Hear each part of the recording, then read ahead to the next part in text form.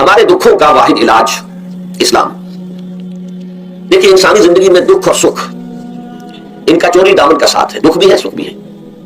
سردی کے ساتھ گرمی بھی ہے, گرمی کے ساتھ سختی بھی ہے. ان مع العسر یسرا, ان مع العسر یسرا, یسر کے ساتھ عسر ہے, عسر کے ساتھ یسر ہے. لیکن انسان نفسیاتی طور پر متاثر جو ہوتا ہے زیادہ وہ تکلیف سے ہوتا ہے, دکھ سے ہوتا ہے. خوشی آتی ہے تو وہ ایسے گزر جاتی ہے, اس کا وقت کا بھی پتہ نہیں چلتا گزرتے ہوئے, بڑی تیزی کے ساتھ وقت گزر جاتا ہے. لیکن غم کا معاملہ ہو جائے تو ایک ایک لہجہ جو ہے وہ بڑا کٹھن ہو جاتا ہے, بڑی مشکل سے گزرتا ہے. تو انسان کے احساسات پر زیادہ جو اثر آتا ہے وہ دکھ کا آتا ہے. بعض فلسفے دنیا میں ایسے ہیں کہ جنہوں نے اس دکھ, خاص طور پر جو حساس انسان اس کو محسوس کرتا ہے, اس کے اعتبار سے یہ کہا ہے کہ دنیا کی زندگی میرا دکھ ہی دکھ ہے. آپ کو معلوم ہے کہ تعداد انسانوں کی بہت بڑی تعداد ہے جو بدھ مت کی پیروکار ہے, اور بدھ مت کا کلمہ طیبہ یہ ہے, یعنی یہ ان کا اصل اصول ہے, جیسے ہمارے دین کا اصل اصول ہے لا الہ الا اللہ محمد رسول اللہ, کلمہ طیبہ.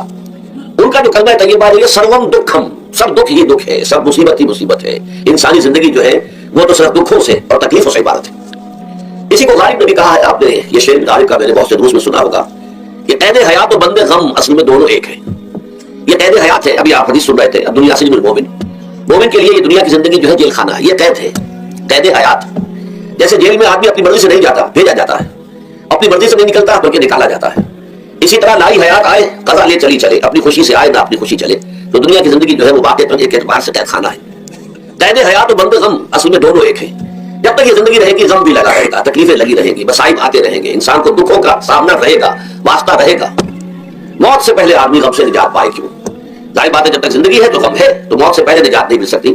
اگرچہ اس کے بعد کا اگلا مرحلہ جو ہے, جو حقیقت کو جاننے والے ہیں وہ تو جانتے ہیں کہ اس کے بعد تو غم کا اور بڑا کڑا مرحلہ آنے والا ہے. اب تو گھبرا کے یہ کہتے ہیں کہ مر جائیں گے, مر کے بھی چین نہ پایا تو کدھر جائیں گے. اگر اللہ ہمیں معاف فرمائے, اپنی رحمت اور مغفرت سے ہمیں ڈھانپ لے, جیسے کہ حضور نے فرمایا الا یتغمدنی ربی برحمتہ, حضور نے فرمایا کہ کوئی انسان بھی محض اپنے اعمال کی بنیاد پر جنت میں نہیں داخل ہو سکے گا جب تک کہ رحمت خداوندی دستگیری نہ کرے.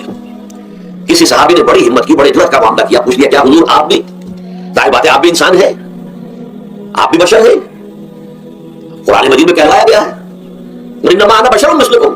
تو اگر آپ کہتے ہیں کوئی انسان جنت میں داخل نہیں ہو سکے گا محض اپنے اعمال کی بنیاد پر جب تک کہ رحمت خداوندی دستگیری نہ کرے, تو کیا آپ بھی اس قاعدہ کلیہ میں شامل ہیں؟ آپ نے فرمایا ہاں میں بھی. الا یتغمدنی ربی برحمتہ, جب تک کہ میرا رب مجھے اپنی رحمت سے ڈھانپ نہیں لے گا میں بھی جنت میں داخل نہیں ہو سکوں. تو اس اعتبار سے اللہ تعالیٰ وہاں ہمیں بچا لے. لیکن جو وہاں نہیں بچایا گیا, اب ظاہر بات ہے کہ اس کے لیے جو مصیبت ہے وہ تو پھر دائمی ہے, ابدی ہے, دکھ ہی دکھ ہے. میں اس کی طرف زیادہ جانا نہیں چاہتا. اس وقت اصل میں میرا موضوع جو ہے وہ اس دنیا میں دکھوں کا علاج. اب اس اعتبار سے غور کیجیے, دکھ دو قسم کے ہیں. قرآن مجید پر جتنا میں نے غور کیا, دکھ ایک تو وہ ہے کہ جو ناگہانی طور پر آ جاتے ہیں, اس میں ہماری کسی غلطی کو دخل نہیں ہوتا. وہ کوئی آفت سماوی ہے, کوئی زلزلہ آ گیا ہے. ابھی آپ کو معلوم ہے فوج جو قصبہ تھا گجرات اسٹیٹ کا انڈیا کا پورا ختم ہو گیا, اس میں بہت سے مسلمان بھی تھے.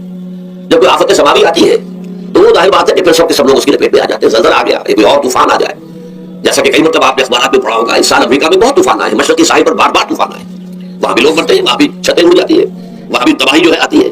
اس حوالے سے ایک تو ہے وہ ناگہانی آفات, آفت ارضی ہو یا آفت سماوی ہو, زلزلہ ہے یا آفت ارضی ہے, طوفان آ گیا, کوئی سائیکلون آ گیا یا آفت سماوی ہے, یا کوئی آسمان سے بڑا سا پتھر آ جائے. آپ کبھی اخبارات میں پڑھتے ہوں گے کہ ایک بڑی چٹان پاس سے گزر گئی, بہت بڑی خلائی چٹان جو ہے زمین کے قریب سے ہوकर گزر گئی, زمین بچ گئی, ورنہ اگر وہ زمین سے ٹکرا جاتی تو نہ معلوم کتنا بڑا یہاں پر تباہی کا معاملہ ہوتا. بڑے بڑے جو ہے شہاب گرتے رہے زمین کے اوپر, بڑی بڑی تباہی آتی رہی ماضی میں. تو ایک تو یہ ہے, اور ان میں بھی تقسیم کیجئے, یہ ناگہانی تکلیف, ناگہانی مصیبت, یا کوئی آفت سماوی یا آفت ارضی, اس کی بھی پھر دو قسمیں ہو گئی. ایک وہ کہ جو افراد کو متاثر کرتی ہے, انفرادی سبب, آدمی سڑک پر جا رہا تھا, پیچھے سے آگے کسی گاڑی ٹکر ماری, گر گیا, ٹانگ ٹوٹ گئی. اب ظاہر بات ہے کہ اس میں اس کا کوئی قصور نہیں, یہ اللہ تعالیٰ کی طرف سے بات آتی ہے. یا یہ کہ کوئی اگر اجتماعی سطح پر آیا, جیسا کہ زلزلہ ہے, یا جیسا کہ کوئی سائیکلون ہے, کوئی بڑا طوفان ہے, بہت بڑے فلڈز آ گئے ہیں. اس وقت بھی موزمبیق میں بہت بڑا فلڈ آیا ہوا ہے, ساؤتھ افریقہ میں, اور افریقہ میں پچھلے سال بھی بہت بڑا فلڈ آیا تھا, بڑی تباہی آئی تھی. تو یہ آفت سماوی یہ ظاہر بات ہے اجتماعی سطح پر آتی ہے, بڑی بڑی مقدار میں, تعداد میں لوگ متاثر ہوتے ہیں, لاکھوں لوگ بے گھر ہو جاتے ہیں, ہزاروں آدمی مارے جاتے ہیں. تو پہلی شکل جو ہے دکھ کی, جیسا کہ میں نے عرض کیا, وہ ناگہانی دکھ, کوئی آفت ارضی, کوئی آفت سماوی, خواہ وہ انفرادی ہو خواہ اجتماعی. اس کے ضمن میں کیا علاج ہے؟ ظاہر بات ہے کہ اس کا علاج یہ تو نہیں ہو سکتا کہ آپ اس کو ختم کر سکیں. انگریزی کا ایک محاورہ ہے, what cannot be cured must be endured. یہ چیز جو ہے جس کا علاج نہیں ہو سکتا وہ تو برداشت کرنی پڑے گی. بعض بیماریاں بھی ایسی ہیں, ڈائبٹیز ہو گئی ہے, شوگر کا مرض ہو گیا, ڈاکٹر آپ کو بتائے گا کہ بھائی اب یہ مرض جائے گا نہیں, اب آپ کو اس مرض کے ساتھ ہی اپنے آپ کو ایڈجسٹ کر کے اپنی غذا وغیرہ اس کے مطابق طے کر لیجیے, ورنہ یہ کہ یہ نہ سمجھیے کہ یہ مرض چلا جائے گا. تو what cannot be cured, must be endured. लिहाजा इन आफत समावी वर्जी चाहे वो इंफरादी सतह पर मुतासिर करती हो इंसानों को, चाहे इज्तिमाई सतह पर, इसका तो इलाज एक ही है। अरबी में भी एक मुहावरा ये है कि किसी ने पूछा था कि बिच्छू के कांटे का क्या इलाज है? अल बुकाउ इला सबाह, रात को अगर काटा है किसी बिच्छू ने तो रोते रहो सुबह तक, ये इलाज है, उसका कोई इलाज है नहीं। तो जो चीज ला इलाज है उसे बर्दाश्त करना। गोया कि यहां जो असल शय होगी कि दुनियावी आफात, अर्जी और समावी आफात, नागहानी आफात, नागहानी मुसीबतें, उनके ज़िम्मे में हमें ऐसी शय की जरूरत है जो हमारे अंदर बर्दाश्त पैदा कर दे, उसको झेलना आसान बना दे, हम उसकी वजह से बुझ कर ना रह जाए, हमारी हिम्मतें जवाब न दे जाए, हमारा इरादा खत्म ना हो जाए, हमारा हौसला पस्त ना हो जाए, बल्कि बर्दाश्त हो, झेलना हो, तहम्मुल हो। अभी भुट्टो साहब कह रहे थे अल्लाह ताला जरा सा मुतहम्मिल है। मैंने कहा ये बहुत गलत बात कह रहे, अल्लाह बहुत मुतहम्मिल है। वो जरा सा यूं समझिए कि उनके कहने के अंदाज में ये बात आ गई, जरा सा रहीम भी नहीं, वो बहुत रहीम है, बहुत मुतहम्मिल है, बहुत हलीम है। लेकिन ये कि हमें ये जो आफात समाविया वर्जियां हैं जो हमारे ऊपर आ जाती हैं अल्लाह की तरफ से, इनके ज़िम्मे में ज़हनी एक एटीट्यूड पैदा हो जाए, सोच का एक खास रुख बन जाए, इंसान के एहसासात एक खास तरफ पर ढल जाए, तो फिर उनको बर्दाश्त करना आसान हो जाता है। और वो क्या है? वो हमारे ईमान का लाजमी तकाजा है। ईमान हमें यह बताता है कि कोई मुसीबत जमीन में आती है ना तुम्हारी जानों पर आती है बगैर इज़्न रब। जो कुछ आ रहा है अल्लाह ताला के फैसले से आया है। ये कोई अंधा बहरा मादा नहीं है, ये कोई अंधा भैंसा नहीं है कि उसने आके आपको टक्कर मार दी है। नहीं नहीं नहीं, ये तो समी और बसीर, अलीम और खबीर अल्लाह और हकीम और कदीर अल्लाह का फैसला है। लिहाजा ये मिन जानिबिल्लाह है, इसको तुम समझो कि अल्लाह ताला की तरफ से है। और जब अल्लाह की तरफ से है तो सूरह आल इमरान में फरमाया बियदिहिल खैर, उसके हाथ में तो खैर ही खैर है। यानी बज़ाहिर तुम्हें महसूस होता भी हो कि ये मेरे लिए तकलीफ दे बात आ गई है, तो इसको यूं समझो कि इसका नतीजा जो मेरे हाथ में निकलेगा वो खैर होगा। फौरी तौर पर तो तकलीफ है, मुझे अच्छी नहीं लग रही, नागवार है, लेकिन नतीजा इसका खैर निकलेगा। जैसे बच्चा बीमार है, माँ उससे दवा पीने पर मजबूर कर रही, कड़वी दवा है, वो तो समझता है तो बड़ा हो रहा है, या आप ले गए उसे डॉक्टर के टीका लगवाया है, वो तो चीख रहा है, रो रहा है, लेकिन आपको मालूम है, काश उसे भी मालूम हो जाए कि मेरे खैर के लिए, मेरे भले के लिए, अगर उसे ये मालूम और महसूस हो जाए तो उसकी तकलीफ उसके अंदर बहुत कमी आ जाएगी, वो सहार लेगा उसको, वो बर्दाश्त करे। इस हवाले से इसका जो हमारे दीन में इसका नाम है, इस ज़हनी कैफियत का, इन एहसासात का, उसे हम कहते हैं तस्लीम और रज़ा। जो कुछ आ रहा है अल्लाह की तरफ से आ रहा है, लिहाजा सरे तस्लीम खम है, अल्लाह हम कबूल करते हैं। रज़ा, हर हाल में तेरी रज़ा पर राज़ी है, जो तेरा फैसला है हमें बसर और चश्म कबूल है। तस्लीम और रज़ा, हम भी तस्लीम की खूह डालेंगे, बेनियाजी तेरी आदत ही सही। अल्लाह तो बेनियाज है, लेकिन अल्लाह तू हमारे लिए जो भी तकलीफ का तूने फैसला किया, हम तस्लीम की खूह डालेंगे, आदत पैदा कर लेंगे अपने अंदर। हर साथी ये मेरा साथी मेरे प्याले में जो कोई डाल दे उसका लुत्फ करेंगे। ये मकाम रज़ा है, ये ईमान का एक ऐसा तकाजा है कि जिसको हम कहेंगे ईमान की हलावत, ईमान की मिठास। अगर आपका मुंह कड़वा हो जाए तो आप चीनी खाते हैं ताकि मुंह का जायका ठीक हो जाए। अगर तकालीफ की वजह से, दुख की वजह से आपके एहसासात के अंदर जो खराबी पैदा हो रही है, ये जो मकाम रज़ा है, ये उसके लिए तंग है, ये उसके लिए चीनी है, ये उसके लिए शहद है, ये उसकी तलखी को जाहिर कर देने वाली चीज है कि अल्लाह तेरी रज़ा पर राज़ी, राज़ी बरज़ा है रब। अब इसके अंदर में समझिए, ये तो उसूली बात मैंने आपको बता दी। इसकी तीन कैफियत हो सकती है, क्यों अल्लाह की तरफ से ये चीजें आती हैं। सबसे पहली शय है, अब वो जो आयत मैंने सुनाई थी वो सुन लीजिए पहले तर्जुमा। सूरह तगाबुन में फरमाया मा साब मिन मुसीबतिन इल्ला बिइज़्निल्लाह, देखो कोई मुसीबत तुम पर नहीं आ सकती, नहीं आती मगर अल्लाह के इज़्न से। व मन युमिन बिल्लाह, और जो शख्स अल्लाह पर ईमान रखता हो यहदी क़ल्बह, अल्लाह उसके दिल को हिदायत दे देता है, उसके दिल को सुकून अता कर देता है, वो राज़ी बरदाए रब हो जाता है, उसमें शिकवा नहीं रहता, उसमें शिकायत नहीं होती, उसमें तलखी नहीं होती, क्यों हो गया, कैसे हो गया, क्यों हो गया, नहीं होना चाहिए, नहीं। ये सारा जो पेच आदमी खाता रहता है ना अंदर ही अंदर, वो जो पेच खा रहा है, ये सब पेच निजात नहीं गई। बरू कशीर से पेचा के हस्तबूद मरा, उकदहा के मकाम रज़ा कशूद मरा। ये पेच खाना जो है, पेचा के हस्तबूद, उससे अल्लाह ताला ने मुझे निजात दे दी है मकाम रज़ा के जरिए से। कितने बड़े बड़े उकदे मेरे हल हो गए इस मकाम रज़ा से, उकदहा के मकाम रज़ा कशूद मेरा, मेरे तो बहुत से उकदे इससे हल हो गए। इस हवाले से एक मोटी बात तो ये हो गई, लेकिन अब इसको तीन हिस्सों में तकसीम कीजिए। पहली बात यह कि ये अल्लाह की तरफ से आजमाइश के तौर पर आते हैं। आजमाइश, मेरा बंदा इस पर सब्र करता है या नहीं, या मेरे खिलाफ बकवास करने पर आमादा हो जाता है। अल्लाह तो ऐसा है, अल्लाह ने तो हम पर कभी करम किया ही नहीं है, अल्लाह तो जालिम, माअज़ल्लाह माअज़ल्लाह माअज़ल्लाह। कहीं ऐसा तो नहीं, मेरा बंदा जो है तकलीफ को झेलता है मेरी वजह से, ये समझ के अल्लाह की तरफ से आई। ये सब्र जो है ये बहुत बड़ी कामयाबी है अगर इंसान को हासिल हो जाए। और इस सब्र के नतीजे में दो और बातें पैदा होती है।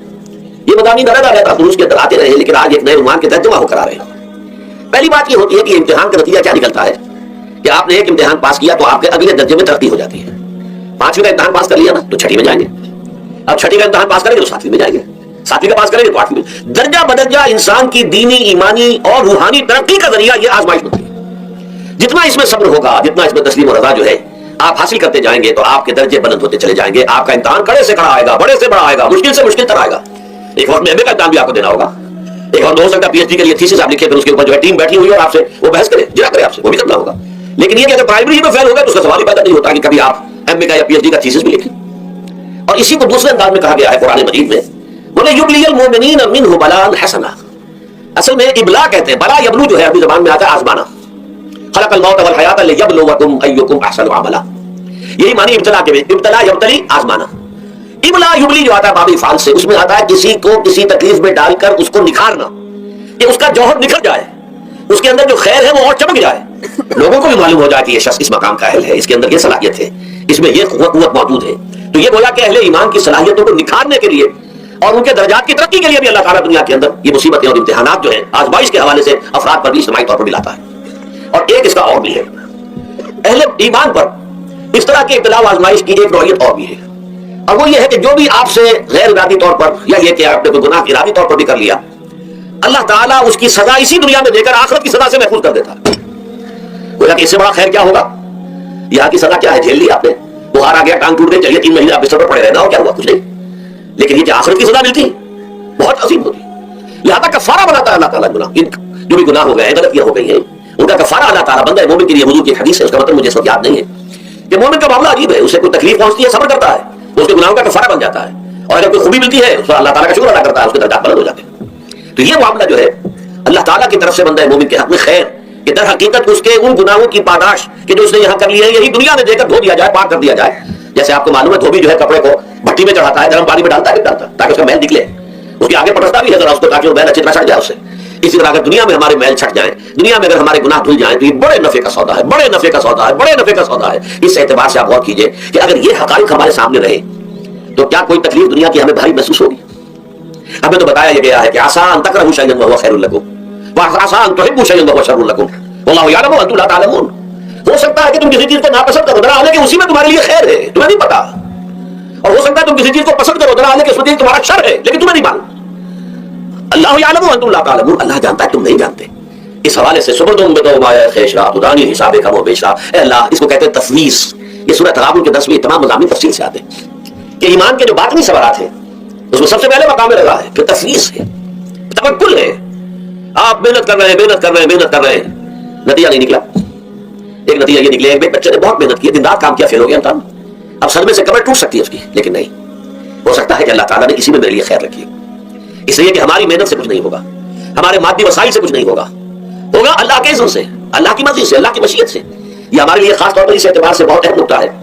हम सब राह हक के मुसाफिर हैं, अपने अपने बस पड़ते मेहनत कर रहे हैं, वक्त भी सर्फ कर रहे हैं, माल भी सर्फ कर रहे हैं, मेहनत कर रहे हैं, मुशक्कत कर रहे हैं, लेकिन फर्ज कीजिए जैसा कि है, फिर वाकई फर्ज क्या कीजिए, वो तो वाकई सामने की बात है, नताइज निकलते नजर नहीं आ रहे, कदम नहीं बढ़ रहे, हमारी तरफ लोगों का रुजू आम नहीं है, ठीक है, इस पर कदम बदली होने की बात नहीं, ये अल्लाह ताला की मशीयत में होगा, जब वो चाहेगा तब होगा। हमारा काम यह कि अपना फर्ज अदा किए चले जाए बस, और नतीजे से बिल्कुल ज़हन को अपने मुनक़ते कर ले, ज़हन का कोई ताल्लुक आपके नतीजे के साथ न रहे। ये जब तक कैफियत हमारी नहीं होगी, हम इस राह पर इस्तिकामत और मदाम इस पर मेहनत और जिद्दोजहद करना जो है वो हमारी मुमकिन नहीं रहेगा। इसके लिए मैं अगर आपके सामने रखूं मामला कि हुजूर सल्लल्लाहु अलैहि वसल्लम के जो पहले 10 बरस हैं, जब से आपको आगाज हुआ है वही का, उसके बाद से पहले 10 बरस दिन रात की मेहनत, शदीद मुशक्कत, यहां तक कि अल्लाह भी रोक रहा है, नबी आप अपने आप को हलाक कर लेंगे, अल्लाह का बाकी नफ्स अल्लाह यकुनु मुमिनीन, क्या आप अपने आप को सदमे में हलाक कर लेंगे, ये मान नहीं ला रहे, इस कदर सदमा। लेकिन उसके साथ ये है कि ये नहीं है कि नतीजा नहीं निकल रहा तो काम छोड़ के बैठ जाए, नहीं, माज़अल्लाह माज़अल्लाह, नतीजा नहीं निकले तो हज़रत नूह अलैहिस्सलाम की उम्र भी अगर हुजूर की होती 950 बरस में हुजूर दावत देते थे, आपका काम था, आपका फर्ज था। हज़रत नूह अलैहिस्सलाम भी तो आखिर अल्लाह के बंदे थे, अल्लाह के रसूल थे, 950 बरस तक दावत दी है। फलबिसा फ़ीहिम अल्फ़ सनतिन इल्ला 50 आमा, ये तो हम मानते ही ना, अगर कुरान के अंदर नस्से कतई सही अल्फाज ना होते कि 950 बरस तक गए, वरना ये बात समझ से बात आता है आमतौर पर, मालूम होता है कि उस दौर में अभी उम्र ज्यादा थी लोग।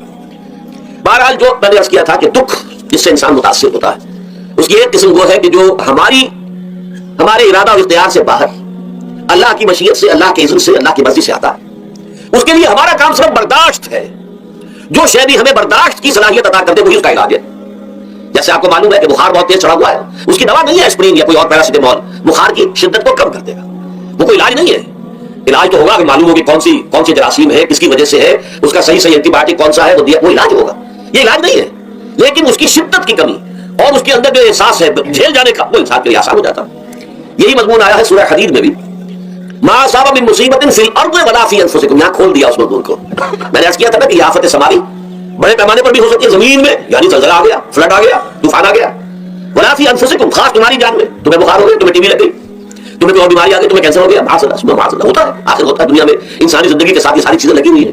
लेकिन ये चीजें मा असाब मिन मुसीबतिन फिल अर्द वला फी अनफुसिकुम, नहीं पड़ती तुम पर कोई पड़ने वाली कोई मुसीबत, कोई तकलीफ, न पूरी जमीन में बड़े पैमाने पर, न तुम्हारी जानों में इंफरादी सतह पर, इल्ला फी किताबिन मिन क़ब्ल अन नराहा, मगर ये कि वो तो एक किताब में, किताब अल्लाह के इल्म की किताब, उम्मुल किताब, उसमें पहले से दर्ज मौजूद है। ये अलर्ट अप नहीं हो गया, ये अचानक नहीं हो गया।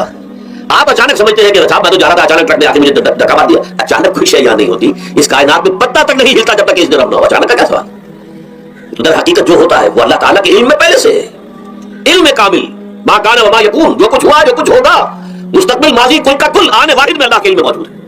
लिहाजा यहां अचानक कुछ नहीं होता, जो भी आया है अल्लाह के इल्म से आया, और ये पहले से अल्लाह के इल्म के अंदर मौजूद था, लिखा हुआ था, इल्ला फी किताबिन मिन क़ब्ल अन नबराहा इन्न ज़ालिका अलल्लाहि यसीर। ये तुम्हें तो मुश्किल नजर आएगा, लेकिन अल्लाह पर बड़ा आसान है। अल्लाह का इल्म कामिल, मा काना मा यकून को हावी है।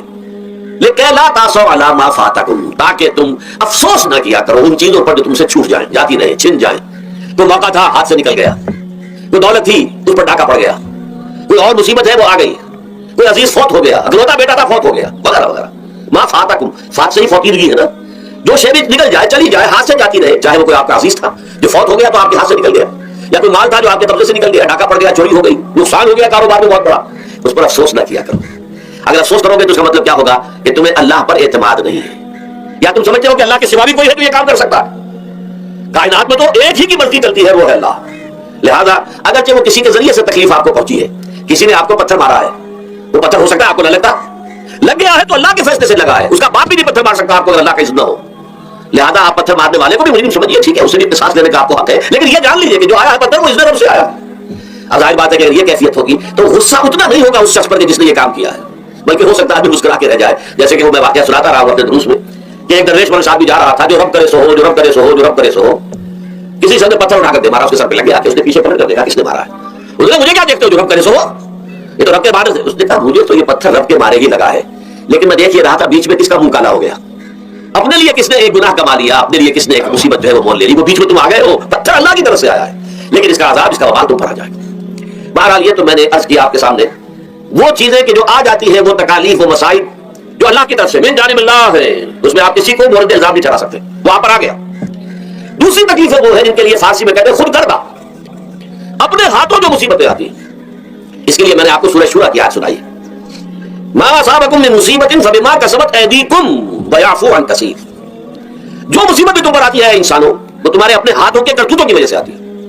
और अभी तो अल्लाह बहुत सी चीजों को तो माफ भी करता रहता है, हर तुम्हारी गलती पर पकड़ता नहीं है, हर खता के ऊपर तुम्हें सजा नहीं देता है, कोई सजाएं माफ भी करता रहता है, अफ़्व तग़फ़ीर से भी काम लेता है, बहुत मुतहम्मिल और हलीम भी है, बहुत रहीम और गफूर भी है और करीम भी है।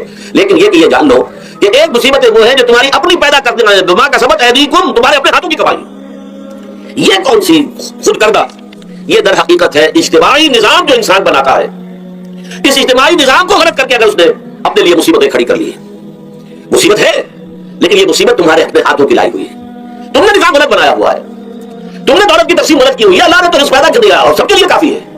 ये तुमने किया है कि एक तरफ कुछ लोगों के खत्ते भरे हुए हैं और एक तरफ कोई फाके से मर रहा है। ये खुद करता है, ये हमारा कभी है, ये तुमने निजाम गलत बनाया है। ये जो निजाम के अंदर खराबी है ये तुम्हारी अपने करतूत है, तुमने खुद निजाम के अंदर गलती रखी हुई है, नाइंसाफी घोली हुई है, उसका जहर घोला हुआ है, ये तुम्हारे अपने करतूतों की वजह से। और इसका इलाज तुम्हें करना पड़ेगा खुद, और वो इलाज क्या होगा? निजाम को सही सही कायम करो, अल्लाह का दिया हुआ निजाम, निजाम अदल व क़िस्त।